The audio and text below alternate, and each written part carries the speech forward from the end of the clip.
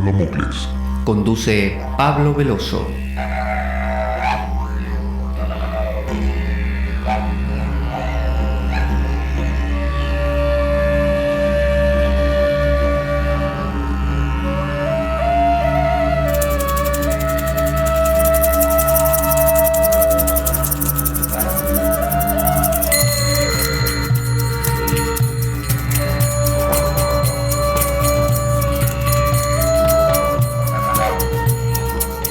Tal como lo cortés no quita lo valiente, así lo hilarante no quita lo profundo.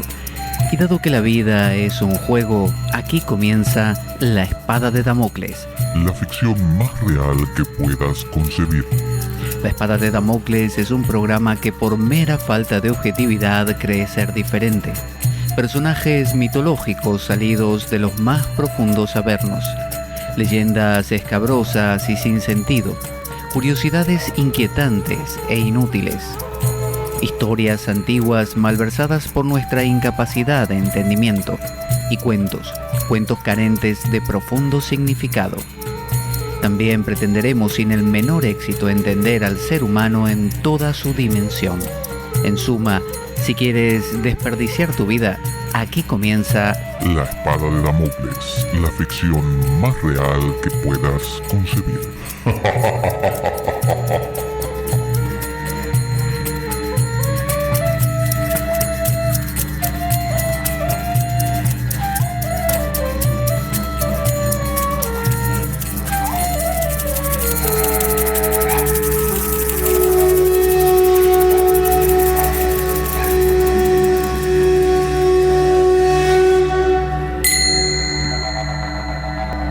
La Espada de Damocles. Conduce Pablo Veloso.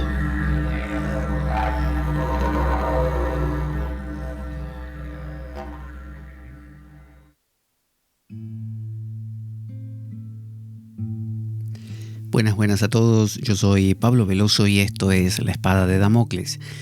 Estamos desde el programa anterior explorando el tema de la meditación, un tema que ya lo hemos abordado en infinidad de ocasiones y creo que lo seguiremos haciendo porque es un tema axial, es un tema que tiene que ver con la esencia misma del planteamiento espiritual. Es una práctica, es una dimensión de nuestra vida.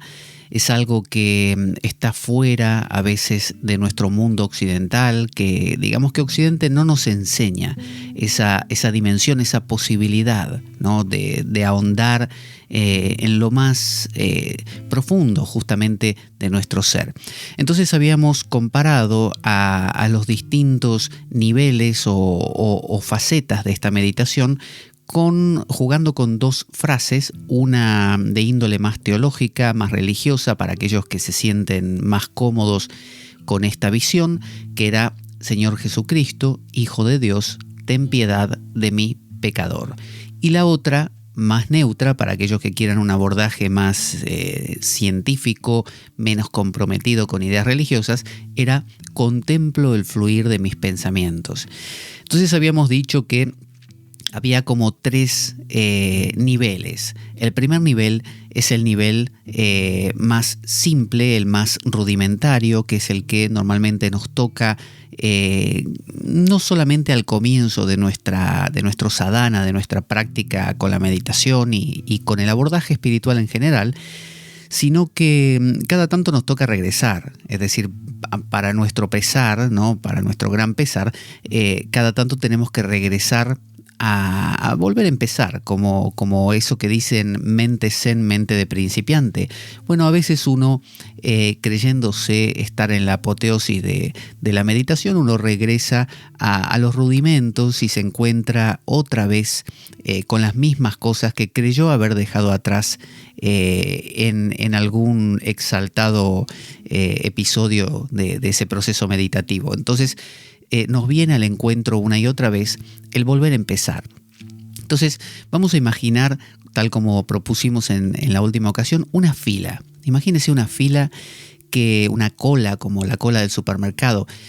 Una fila, una cola que está compuesta por toda clase de gente y que conduce a, no sé, supóngase un centro comercial, un cine, una iglesia, lo que usted quiera, ¿no? Al final. Pero no lo vemos ese final. Simplemente hay un montón de gente mayor, gente joven, gente de todos los colores y tipos de vestimenta, de pensamientos de los más variados, y uno está en medio de la cola, en un punto determinado, y usted conversa, obviamente en una cola, vio cómo es, con los que tiene alrededor. Uno tiende a conversar con el que tiene delante, quizá con ese y uno más que está adelante que también se suma a la conversación, con otro que tiene atrás y quizá con otro, como le digo, más atrás también, ¿no? A veces son varios que se van uniendo, se ponen como en doble fila, formando como una suerte de cuadrado o rectángulo o triángulo, y se va dando una conversación que es como una especie no sé, de mundo paralelo, porque la vida discurre de una manera y uno ahí, en esa conversación, se da algo que no se va a volver a repetir nunca más, porque uno no sabe quién es esa persona, de dónde salió, uno se la encuentra ahí. Ese no es su pariente, no es su amigo, es alguien ocasional. Bueno, de la misma manera ocurre con nuestros pensamientos. Uno está donde está, usted está ahí en este momento, yo estoy aquí, y nos vienen personas, nos vienen pensamientos que aparecen de vaya a saber dónde y forman un triángulo, forman un rectángulo, forman un cuadrado, un hexágono, depende de los que sean, a veces no, una línea, a veces son dos, el pensamiento y usted, y se da una conversación. Es esa persona, digamos, que captura su atención, de repente se da vuelta y le pregunta: ¿usted sabe cuánto falta para que nos atiendan? Y bueno, eso va generando algo, ¿no? Ese diálogo va generando, es la génesis de algo que mientras dura usted está absorbido por esa persona. Está intentando darle una respuesta, quizá la conversación es muy interesante, o por el contrario, quizá esa persona es insoportable. Y inclusive usted estaba deseando que jamás se diera vuelta y le haga una pregunta, porque ya escuchó el tipo de preguntas que le hacía el que tenía delante de él. Pero se da vuelta y se la pregunta a usted también. Y usted tiene que deshacerse de la persona con todo el rechazo que le causa y no sabe cómo. Entonces se da esto que los hindúes llaman raga y dvesha, ¿no? Uno está a veces deseando que tal persona se dé la vuelta y converse con uno porque uno escuchó que esa persona, al hablar con otro, uno notó que era sumamente interesante, muy culta, muy jocosa, mientras que otra, uno está deseando que no se dé la vuelta porque uno nota que tiene malos tratos, que es una persona necia, y a veces pasa que se da vuelta a la que queremos, otras veces no, y uno tiene que lidiar con lo que hay. Pero está absorbido por eso, tanto por el agrado de la persona que uno deseaba como el desagrado de la que uno rechazaba. Bueno, ese mundo es el mundo del rudimento de la meditación y también el mundo de la vida cotidiana. Eso es lo que nos pasa cada día. Hay pensamientos que están ahí, uno no sabe de dónde vinieron y nos comen por un rato, luego nos dejan y luego viene otro, ¿no? Y la cola va avanzando, pero no sabemos hacia dónde avanza porque estamos dentro de la cola. Una característica de estar dentro de una fila, dentro de la cola, es no saber realmente si va rápido. O sea, si va rápido sí porque uno camina, pero quiero decir, uno no ve el final. No sabe si la cola se desvió y ahora en lugar del cine están yendo para, no sé, a otro sitio. No sabe bien el destino. Uno está, sobre todo cuando conversa mucho, uno se encapsula en un mundo. Bueno, eso es lo que nos ocurre cada día. No sabemos hacia dónde va nuestra vida. Perdemos la noción porque el árbol no nos deja ver el bosque. A veces hace falta parar la conversación. Vio que uno necesita decirle a la persona: aguantame un minutito. Y uno se asoma, se sale de la fila y estira el cuello para poder ver el final, a ver qué pasa. A ver si la cola, a ver qué están diciendo, a ver si hacia dónde va, o si se detuvo, o por qué se detuvo. Mientras tanto no lo sabe. Entonces, en la vida cotidiana estamos absorbidos por estos pensamientos. Cuando abordamos el proceso meditativo, lo que buscamos, porque nos damos cuenta que ese es el problema, buscamos es deshacernos de esa absorción, de ese, lo habíamos planteado como un violar. Los pensamientos nos violan, nos vienen a comer, nos arrastran, nos engullen, nos fagocitan. Uno pretende extraerse, salirse de ellos. Entonces por momentos lo logra, como le digo, uno intenta asomar el cuello y le dice a la persona, espera un momento, pero uno sabe que ese momento es fugaz, uno tiene que volver a seguir conversando. Bueno, ese es el estado más rudimentario de la meditación. Uno se sienta a meditar y empiezan a aparecer pensamientos que, como le digo, forman triángulos, cuadrados, líneas, hexágonos, ¿no? Y se da una absorción que dura lo que dura. Luego uno, con alguna excusa, intenta sacar la cabeza, pero otra vez lo vuelven a meter, porque uno está dentro de la fila. Y habíamos dicho que eso era el nivel de, si hablamos en la oración esta de Jesús, Señor Jesucristo, Hijo de Dios, ten piedad de mí, pecador. Bueno, habla del estadio de mí, pecador. Es decir, yo tengo mucha conciencia de mí en ese estado y de mí siendo absorbido por estos pensamientos, por estas personas de la fila. Y en la otra frase, contemplo el fluir de los pensamientos, estarían en la etapa de mis pensamientos, ¿no? Porque mi mundo es estas personas que me están rodeando, agradables, desagradables, entretenidas, insoportables, son estas. Entonces, ese es mi mundo, no tengo otra cosa. Es un mundo que tiene mucho de racional, es decir, hay conversaciones muy racionales y conversaciones totalmente locas, irracionales, que uno dice, ¿esto de dónde salió? Bueno, eso nos pasa cuando nos acercamos a la meditación. ¿Cuál es la diferencia entre eso y la vida cotidiana? Bueno, que en la vida cotidiana estás siendo llevado por estas personas de un lado para el otro y nunca uno se entera o nunca atina a asomar la cabeza para ver hacia dónde va la cola. Simplemente uno está siendo comido por uno y por otro y por uno y por otro, por voluntad propia en muchos casos porque le agrada, contra la voluntad porque le desagrada, pero sin opción.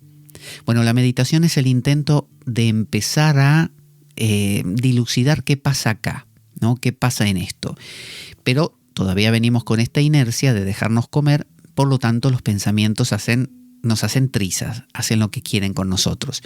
Habíamos dicho que con la práctica, meditando, es decir, buscando salirse de estos pensamientos a través del darse cuenta, habíamos dicho que la clave estaba, te sentás a meditar, cuando un pensamiento te lleva, en algún momento se le agota la pila, cuando se le agota la pila y te das cuenta de 10 minutos con eso estuve.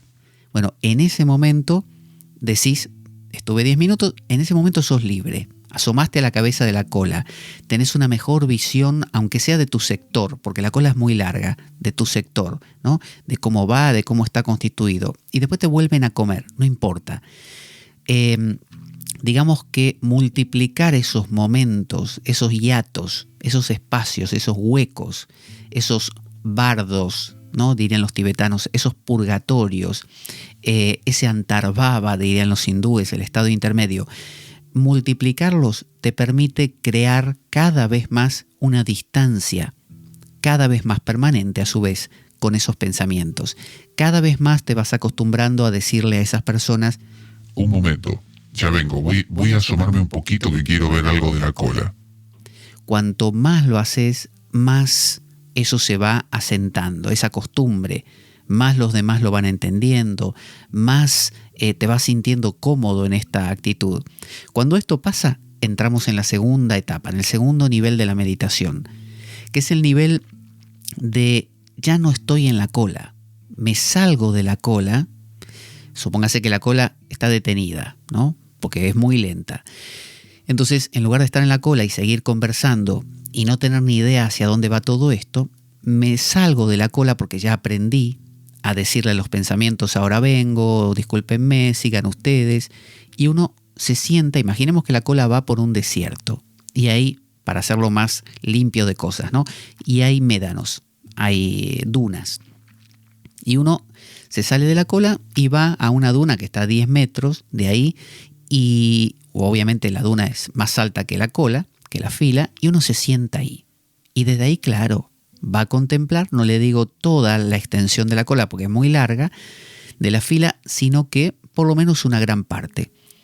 Y va a empezar a poder ver, ya sin la interferencia de la gente que le habla, que le dice cosas, va a empezar a ver y a oír conversaciones, va a empezar a notar qué tipo de gente pertenece a esa cola, qué tipo de gente no está en la cola, si hay más gente mayor, más gente joven, si hay más hombres que mujeres o viceversa, el nivel cultural, el nivel económico de la gente, si tienen algo en particular, de repente tienen todos camiseta con el logo de Batman, porque uno empieza a entender que algo debe haber con Batman, la cola debe ser para algo así, o si no, de repente están todos, no sé, con máscaras, y uno dice, bueno, esto debe ser una fila que lleva hacia algún festejo de, no sé, Halloween, por ejemplo.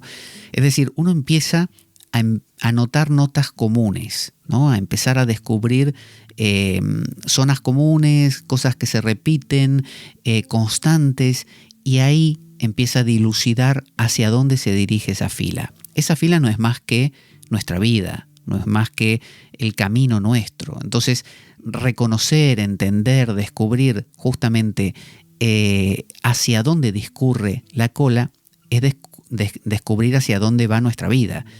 Y eso se hace observando nuestros pensamientos. Entonces yo estoy en la duna o en el médano, estoy observando todo esto. Ese es el segundo nivel de la meditación. ¿Cuándo se logra esto? Cuando usted practicó lo primero suficiente cantidad de veces como para sentirse cada vez más cómodo con la actitud de extraerse a sí mismo de la cola. A veces se extrae, como le digo, asomando el cuello nada más, con un permiso momentáneo, y otras veces lo logra por más tiempo. Cuando ya se acostumbró, un día descubre que se puede sentar en el médano y nadie se enfada. Bueno, ese es el segundo nivel. En ese segundo nivel habíamos dicho que había algo de racional, porque uno sigue observando que la gente, bueno, mantiene conversaciones racionales, algunos, otros irracionales, pero uno ya no está metido. Fíjese la diferencia. En el primer nivel, uno era comido por la conversación acerca del clima, y luego comido por la conversación acerca de la política, y luego comido por la conversación acerca de no sé, de qué hipócrita es la gente. En cambio, en este segundo nivel, uno ya no es comido, uno lo ve como la conversación de ellos. Es diferente.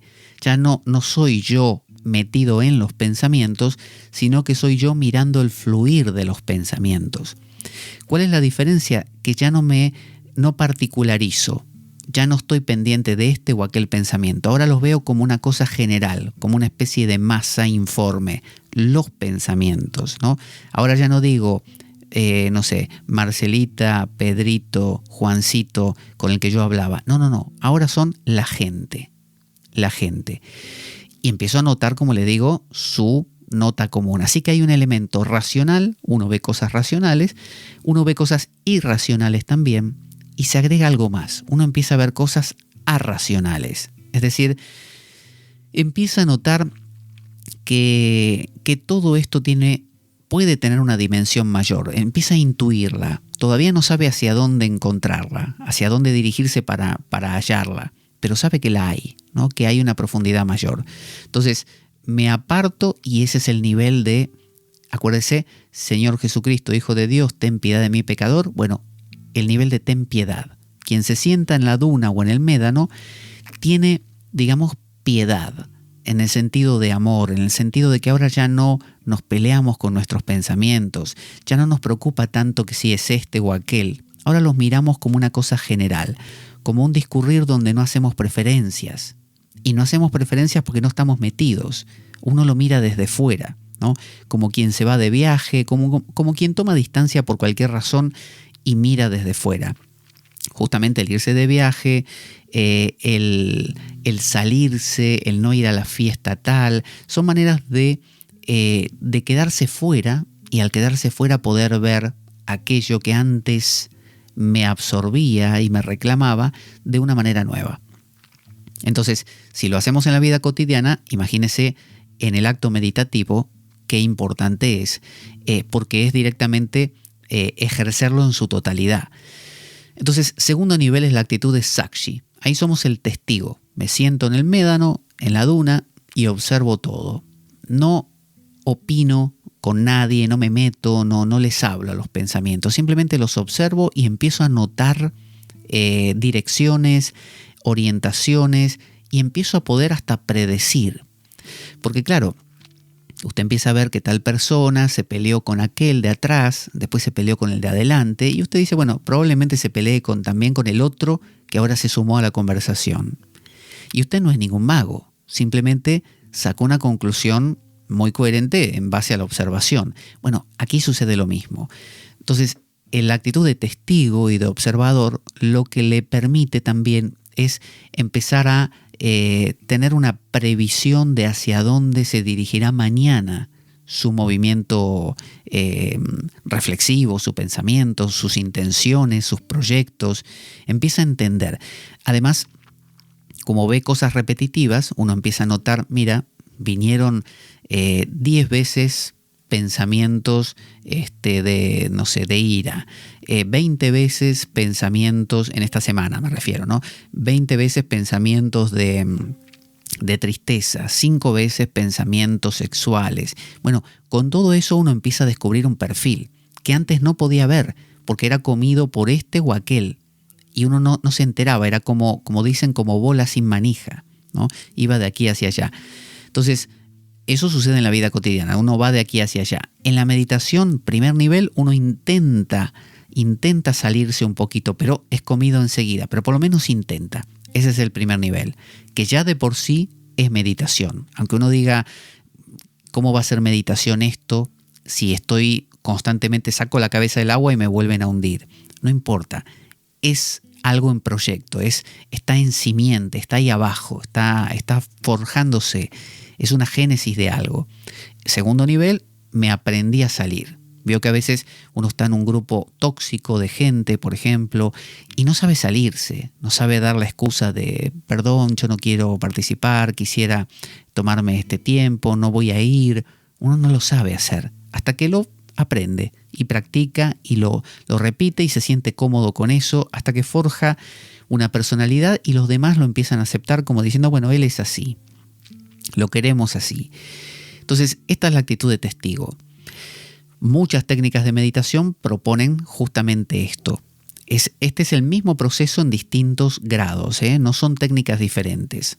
Es sentate, practícalo y si te sale el nivel más profundo de entrada, mejor. Pero bueno, sería un caso excepcional. Normalmente ocurre el primer nivel y luego de un tiempo el segundo y muchos rebotes entre el primero y el segundo.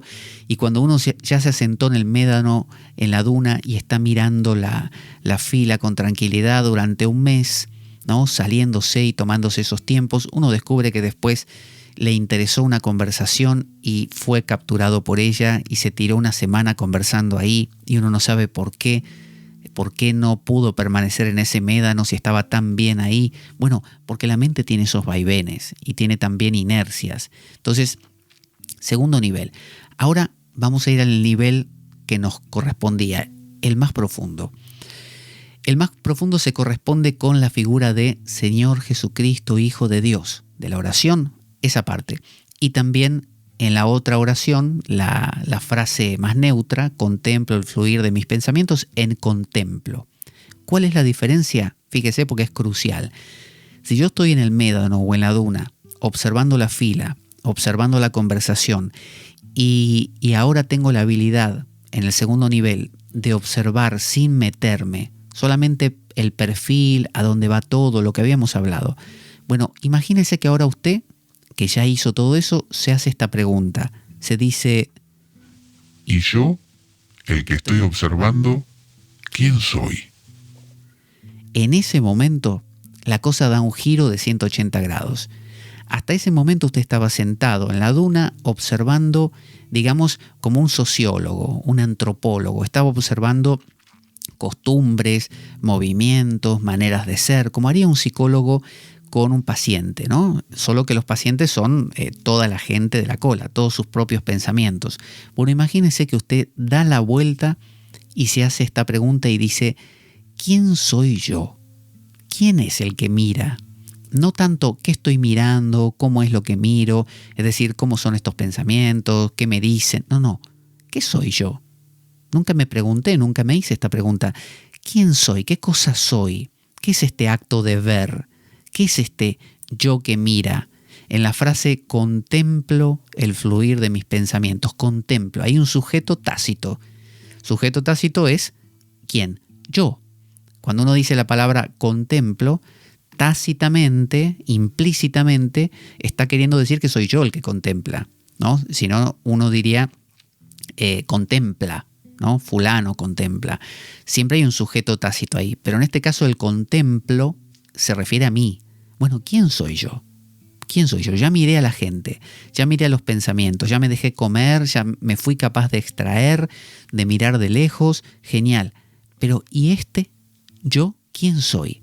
Bueno, ese vuelco de 180 grados es el nivel más profundo de la meditación y se corresponde en la oración de Jesús con la frase Señor Jesucristo, Hijo de Dios.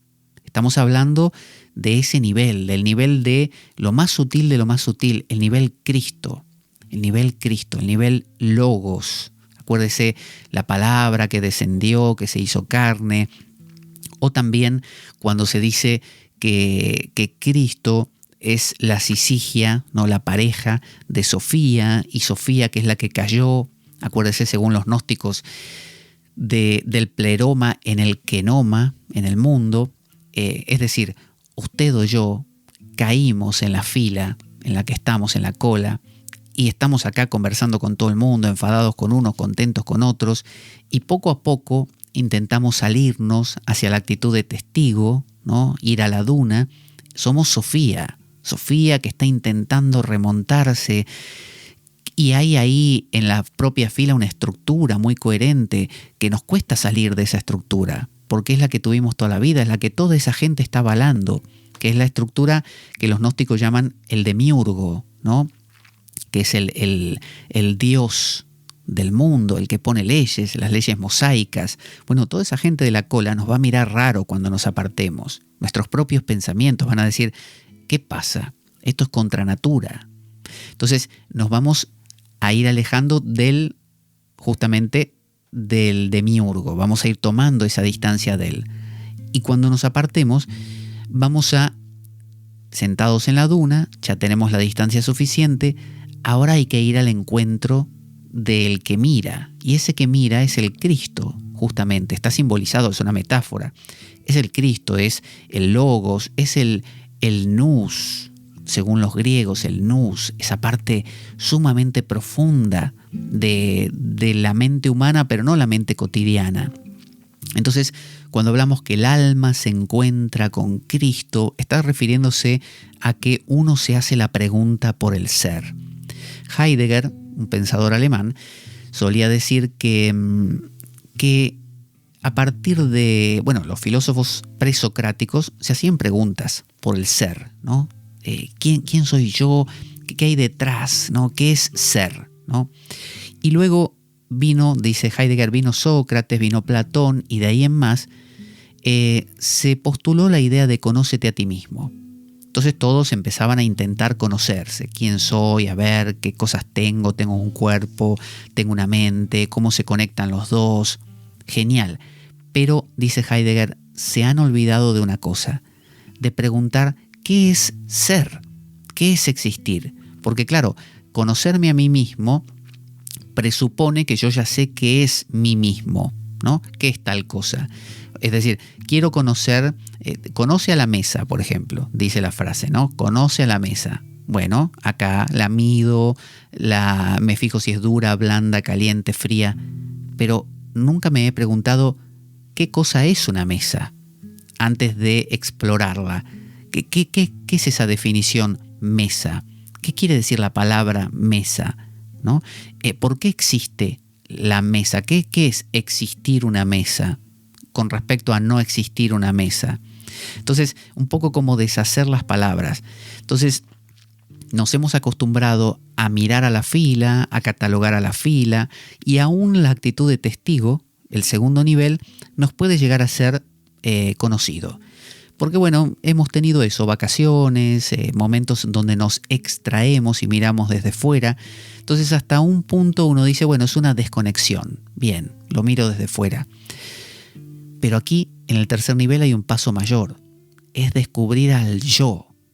el yo que mira. Ya la mirada no está dirigida hacia afuera, es una mirada introvertida, no extrovertida.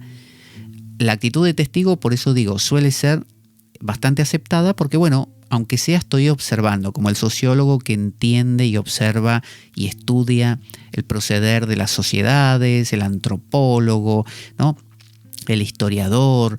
Bueno, examinamos al mundo, examino mi mundo, genial, ¿no? Como un psicólogo. Digo, tengo un trauma de pequeño, esto, debe venir por aquel lado. Ahora el tema es, sí, genial, todo esto lo observé yo. ¿Y quién soy yo? ¿No? No conocer mis particularidades, la gente de la cola. Eso no. Ahora mirar adentro. ¿Quién soy yo? Este que está mirando. Yo presupongo, existo, ¿vale? Existo. Bueno, ¿qué es existir? No quién soy yo, Pablo. ¿Qué es existir? ¿Qué es ser? Esa es la pregunta clave. Y aquí es donde damos el salto hacia algo que directamente no tiene contacto con nuestra vida cotidiana.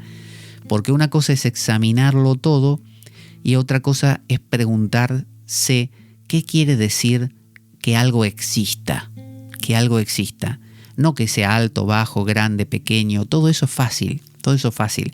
Y si me pongo en testigo, genial. Soy imparcial cuando examino, genial. En los juicios de los tribunales también hay eso. Estoy acostumbrado, lo conozco. Ahora, ¿qué es existir? Esa es la clave. Vamos a escuchar un audio pequeño que nos cuenta cómo colaborar con nuestro programa para que podamos seguir por ahí contando estas cosas, consiguiendo bibliografía importante y también muchos cables y conectores y montones de cosas que ni le voy a contar. Ahí va. Nuestro programa carece de sustento económico externo. Si quieres colaborar y apoyarnos, puedes hacer de cuenta que me invitas un café y dejar una donación equivalente a ello o lo que tú desees a través del enlace de PayPal que aparece en nuestro canal en iBooks. Si tienes alguna duda al respecto, puedes enviarme un correo a infospadaweb@gmail.com para informarte y desde ya muchas gracias por ello. Así que hablamos del nivel más profundo, del nivel de lo que sería el ser, ¿no? Y ese es el nivel de lo invisible. En el primer nivel teníamos lo visible, la gente de la cola. Esta, la otra, tenían nombre y apellidos, los conocíamos de a uno. Bien, son nuestros pensamientos. En la vida cotidiana es lo único que hay. En la meditación es, en el primer nivel, tenerlos todavía, pero querer como darnos cuenta que no va por ahí y querer salir de ellos, aunque no saber mucho cómo ni de qué manera y lograrlo de a ratos. Genial. En el segundo nivel hablábamos de lo oculto. Cuando yo me siento en la duna y empiezo a observarlo todo, empiezo a ver patrones. Ya no son personas individuales, no miro este pensamiento o el otro, miro una correlación, descubro que la ira es algo recurrente en mi vida, la angustia, los celos, lo que fuera, ¿no? Se repite. Entonces empiezo a ver patrones, descubro cosas que trascienden el momento actual. Es algo que me permite entenderme en una totalidad mayor, en una comprensión más abarcativa. Luego, en el último nivel, tenemos el nivel de lo invisible.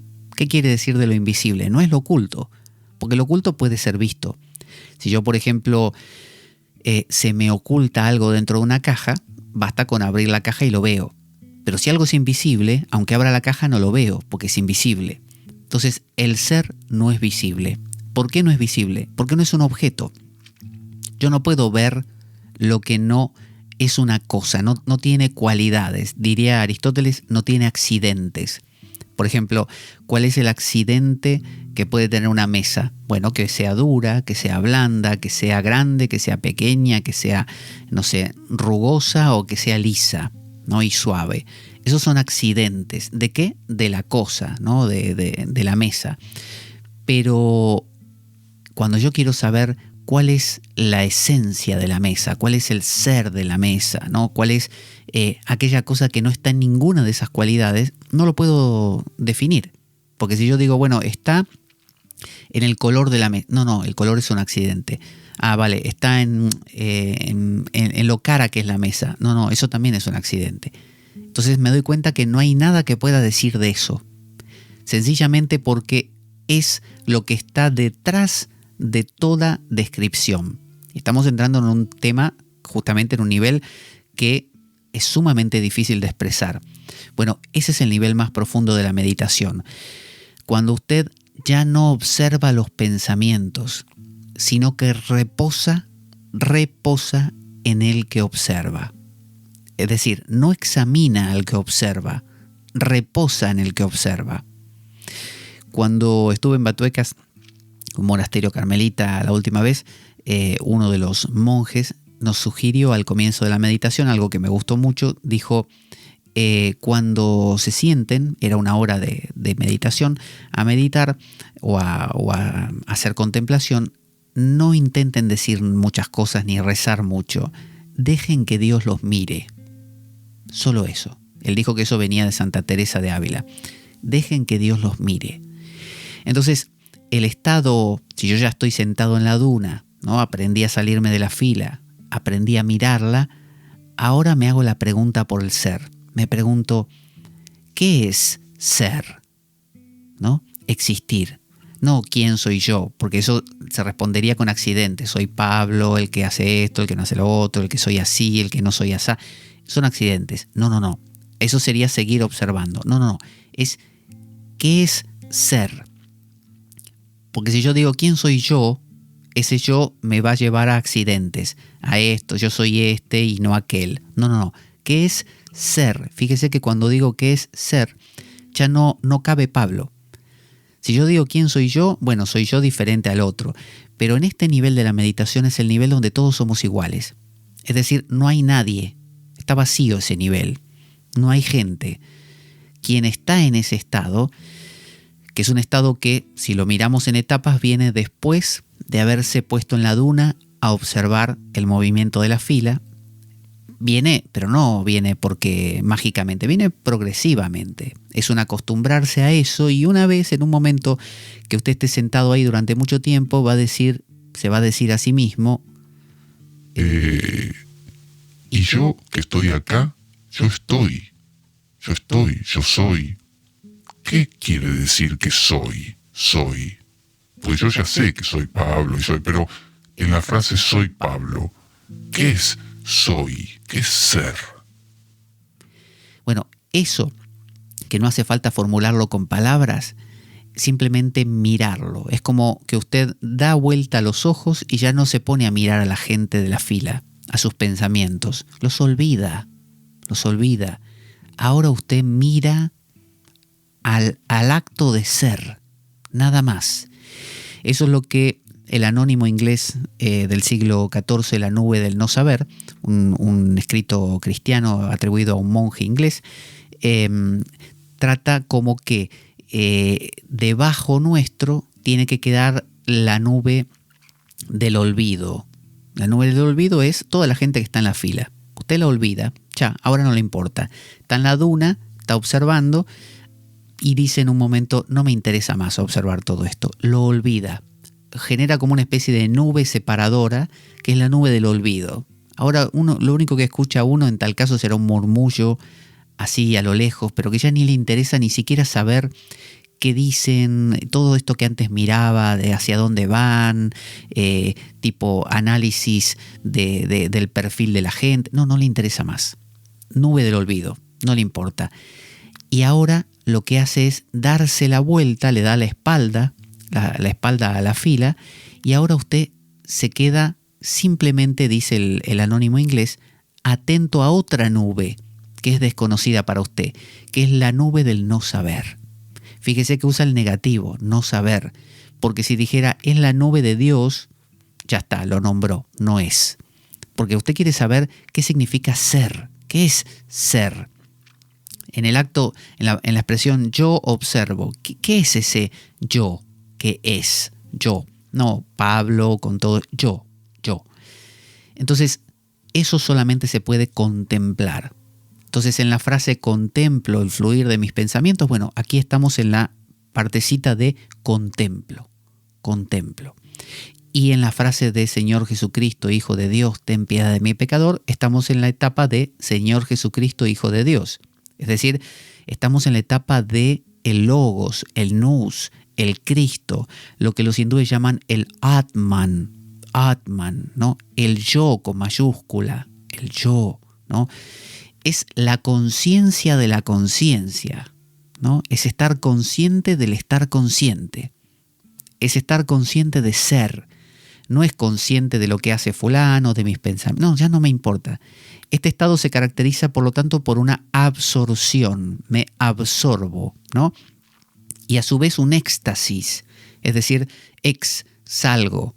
Éxtasis significa salir de uno mismo, salir.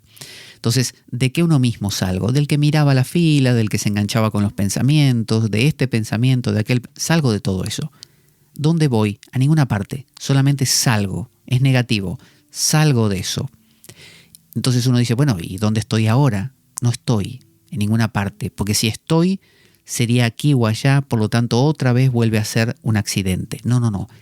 Lo que estoy tocando es tan sutil que no puedo nombrarlo, no puedo pensarlo, no puedo verlo, porque es la base, es la piedra angular de todo lo demás. Cuando uno usa el yo, o yo soy, ¿no? Yo soy el que camina, yo soy el que canta, yo soy el que habla, yo soy el que ama, el que odia, yo. Bueno, la pregunta es por el ser. ¿Y ese yo qué es? ¿Y qué es? ¿Qué significa ser? Cuando yo digo ese yo que es, ¿qué significa es? ¿No? Que puede parecer una pregunta sumamente de estudiante de filosofía. No, es una pregunta sin pregunta. Es a donde llegás cuando profundizás en la meditación. Llegás a ese vacío, ¿no? A esa génesis de todo, al origen, al Big Bang, al punto desde el cual todo se inicia, al Purusha. Y se alcanza el estado ahí, o se reposa en el estado que los hindúes en el yoga llaman Kaivalya, la independencia, donde fíjese lo que dice, el vidente, ¿qué es el vidente? Usted o yo, los que veíamos la fila, el vidente reposa en su propia esencia. Eso es lo que dice el Yoga Sutra de Patanjali. El vidente en el Samadhi, que es el estado de unión, absorción, reposa en su propia esencia. Es el estado de Cristo, es donde uno dice, vi a Cristo. Cuando uno dice eso, y no se refiere a una visión que uno lo vio apareciéndose, que sería más del primer nivel eso, ¿no? Es un pensamiento más. O lo siento como una presencia viva en mi vida, más del segundo nivel, ¿no? De estar en la duna y ver que Cristo impregna, o esa idea impregna la fila, el discurrir de la fila. No, cuando uno realmente es, o sea, siente que es esa cosa, entonces ahí surge la herejía, surgen todos aquellos que no dicen la ilaha illa Allah, es decir, no hay Dios que no sea Allah. No, dicen la ilaha illa Allah, es decir, no hay nada que no sea Allah. Todo es Dios, ¿no? Eso es herejía. Han matado muchos musulmanes, como por ejemplo creo que era Al-Allah, lo mataron por eso. A muchos cristianos, gente de la línea de las beguinas, de la escuela renana, han muerto muchos en la hoguera por afirmar este tipo de cosas. Esta es la vía contemplativa. Cuando uno dice un San Juan de la Cruz, está hablando de este tipo de cosas. Entonces, es lo que los griegos llamaban el Logos, es el Cristo que viene a rescatar a Sofía. ¿Quién es Sofía? El alma. El alma. ¿Qué es el alma? Es sus accidentes, los tuyos, los míos, los sentimientos, los pensamientos, las maneras de ser, de no ser, los gustos, los disgustos, todo eso es el alma, que se engancha con mil cosas y no está nada mal. El tema es cuando eso se vuelve lo único que hay en nuestra vida. Entonces no es que busquemos este nivel más profundo para quedarnos colgados en una nube y no volver nunca más y todo me da igual, ¿no? Que vuele el mundo en pedazos y estalle en pedazos, me da igual porque estoy en este estado. No es eso. Es regresar, como dicen los 10 toros del Zen, el número 10, las viñetas de los 10 toros, la número 10 viene después del estado de contemplación. El tipo contempló, se hizo la pregunta ¿qué es ser? y moró ahí, ¿no? Es decir, alcanzó lo que los budistas llamarían nirvana. Vale, llegó a ese punto. ¿Y qué hizo? ¿Se quedó? No, regresa al mercado, vuelve a la vida cotidiana, se vuelve a meter en los problemas de siempre, solo que ahora con este perfume. Es decir, no se puede permanecer ahí. A veces es un enteógeno, es decir, una planta sagrada, que, como la ayahuasca u otras por el estilo, que te llevan a ese estado. Otras veces es la meditación. Otras veces es una crisis fuerte en la vida que te tira todo abajo y te enfrenta, te saca de la fila, pero de una cachetada, de una bofetada, acabás en la duna y más todavía, ¿no? Ni siquiera interesándote en entender el discurrir de la fila y hacia dónde va, nada, no, caes directamente en un estado axial, en un estado original, esencial, el estado de ser. El tema es asimilarlo, porque cualquiera puede tener lo que se llama una experiencia cumbre o una experiencia pico, es decir, estar en estos niveles, captar estas cosas. Sea más fácil todavía es con los enteógenos, ¿no? Cualquiera que tome cierta planta, como la ayahuasca, tendrá una experiencia así. Y cualquiera que medite suficiente cantidad de tiempo, en algún momento tendrá esta experiencia. El tema es cómo imbricarla en la vida cotidiana, cómo entremezclarla, ¿no? Que fluya con lo cotidiano, que no se convierta en una polarización añorada eternamente, es decir, que uno no salga de ese estado y vuelva a la fila y no sepa integrarse, pensando que constantemente necesita regresar a ese estado, porque no puede vivir sin eso. Esa gente es la que vive a la sombra, vive toda su vida, que era lo que criticaba mucho Krishnamurti, a la sombra de una experiencia religiosa. Entonces, quien vive esta experiencia de unidad, luego vive y dice, no, por ejemplo, a mí amar ya no me entusiasma. Antes amaba a mi mascota, amaba caminar por el bosque, amaba a mi novia. Ahora no, ahora nada me satisface comparado con aquello que experimenté. Todo esto es una porquería. Es decir, fue la experiencia de Santo Tomás de Aquino, que luego de escribir casi la totalidad de la Suma Teológica no la quería terminar y quería quemarla, porque tuvo una experiencia de estas. No supo entender que lo que escribió, aunque obviamente no reflejaba en absoluto todo aquello que vivió, esa experiencia mística, igualmente valía. Entonces ocurre mucho esa especie de dificultad de incorporación o de asimilación como una falta de madurez espiritual, ¿no? Requiere una madurez profunda el hecho de poder darse cuenta que aquello no es mejor que esto.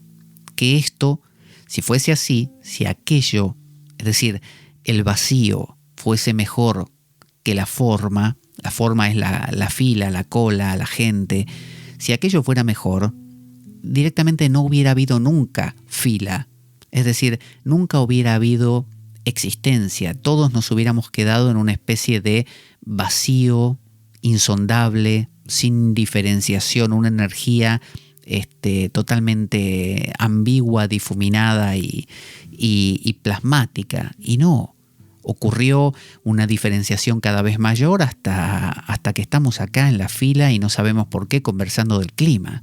Entonces, no se trata de negar esto, se trata de llegar a aquello, que es lo que hemos olvidado, y regresar a esto para impregnar a esto de aquello.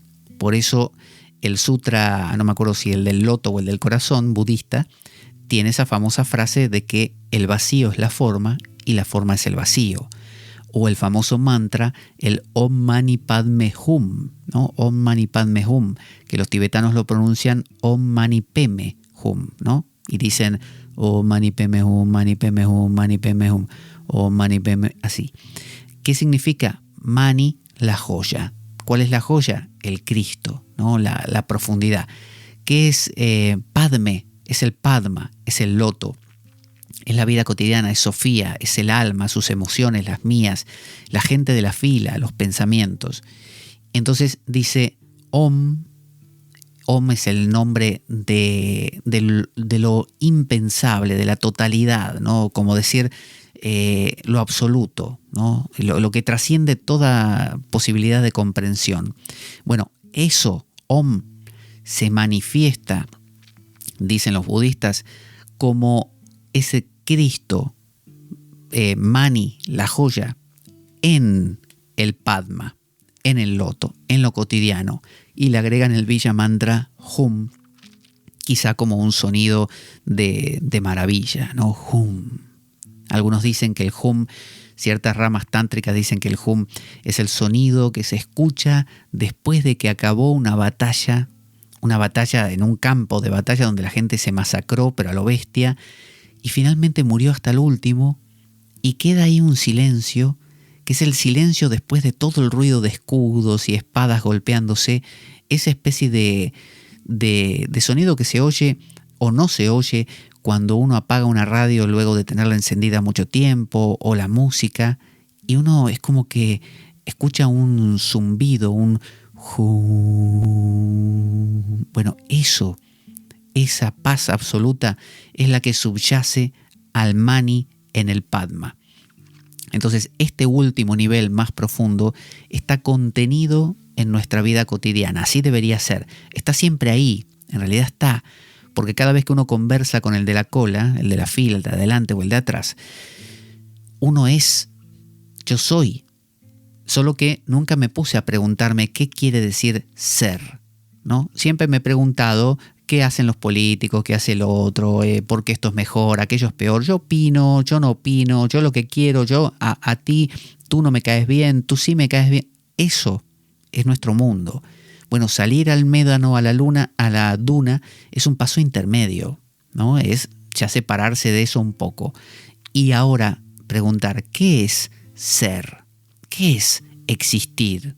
Vale, ese ya es el nivel más profundo al que un ser humano puede llegar.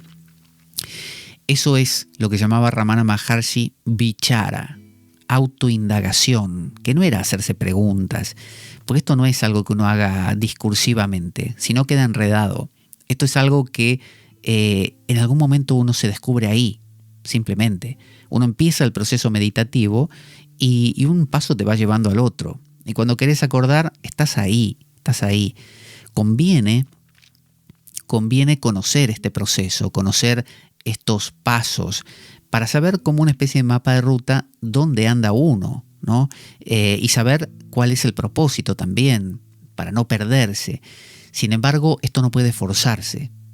Y tampoco, fíjese, si la idea es el Mani en el Padma, es decir, la joya en el loto, si la idea es en lo cotidiano, la iluminación, alguien que muriese charlando en la cola y nunca se sentó en la duna y nunca se hizo la pregunta por el ser, tampoco pierde nada.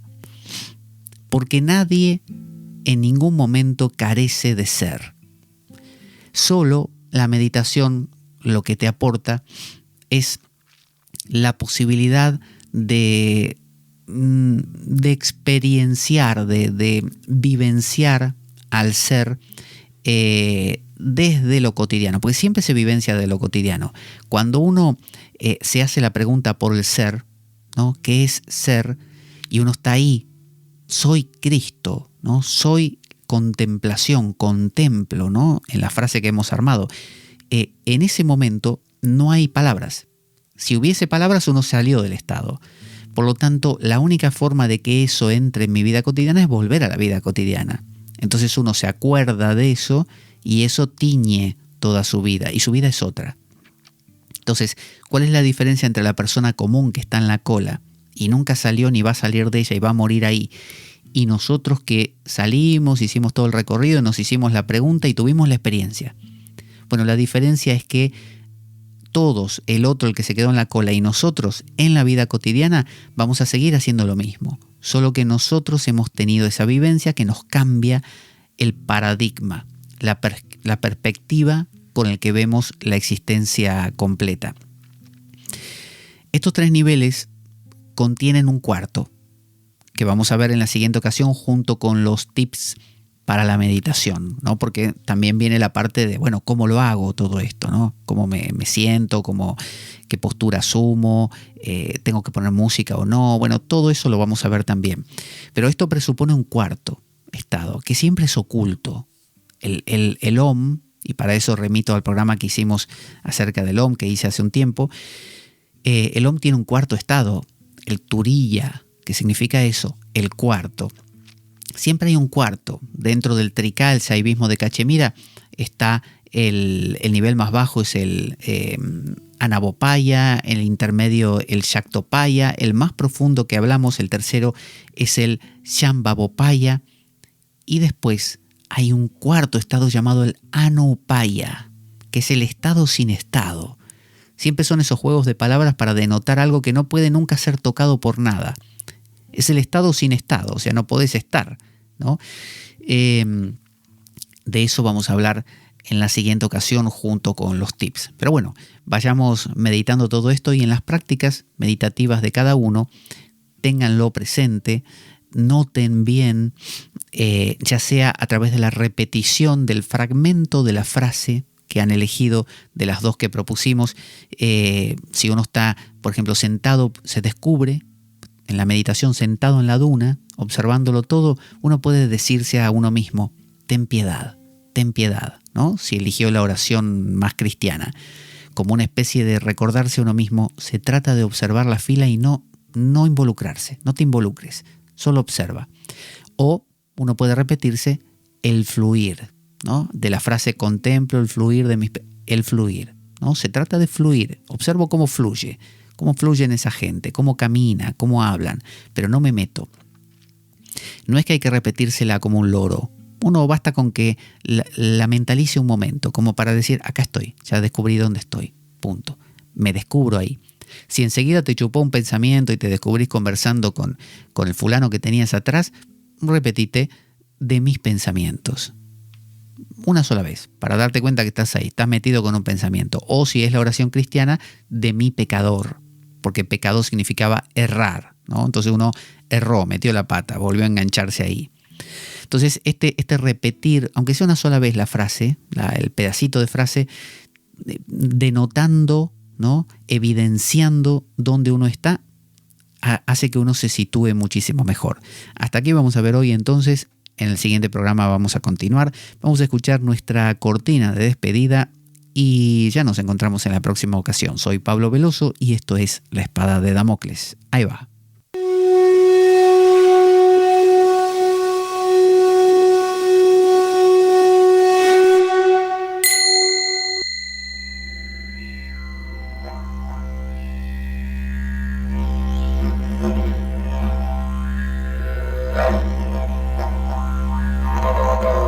La Espada de Damocles. Conduce Pablo Veloso.